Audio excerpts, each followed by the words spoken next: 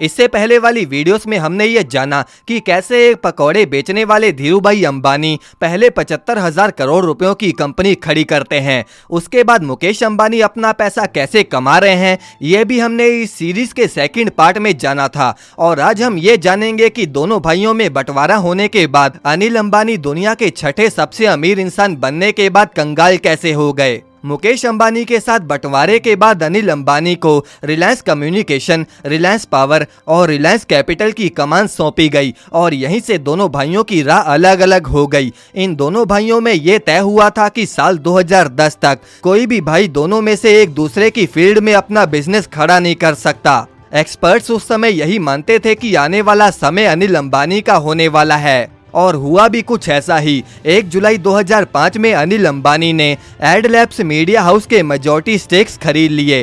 Forbes के मुताबिक $14.8 billion के साथ अनिल अंबानी इंडिया के तीसरे सबसे अमीर शख्स बन चुके थे और इस लिस्ट में मुकेश अंबानी भी अनिल अंबानी से पीछे थे।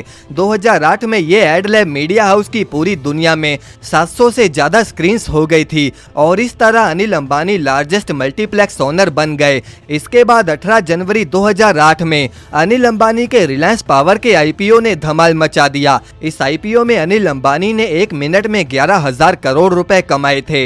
ऐसे में अनिल अंबानी पर इन्वेस्टर्स और इंडस्ट्रियलिस्ट का भरोसा साफ देखा जा सकता था। इस समय अनिल अंबानी की कंबाइन वैल्यूएशन $42 बिलियन हो गई थी। अनिल अंबानी अब दुनिया के छठे सबसे अमीर इंसान बन गए थे।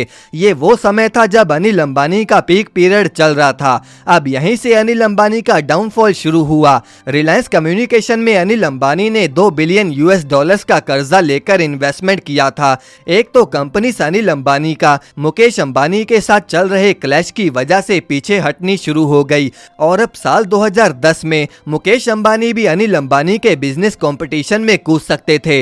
इसके तुरंत बाद मुकेश अंबानी ने 4800 करोड़ रुपयों में इन्फोटेल ब्रॉडबैंड को खरीद लिया। इसी बीच अनिल अंबानी पर इल्जाम था कि वो अपनी कंपनीज के शेयर के प्राइस को आर्टिफिशियली बढ़ाने के लिए लाइसेंसेस खरीदते जा रहे हैं और इस बीच अनिल अंबानी को अरेस्ट कर लिया गया।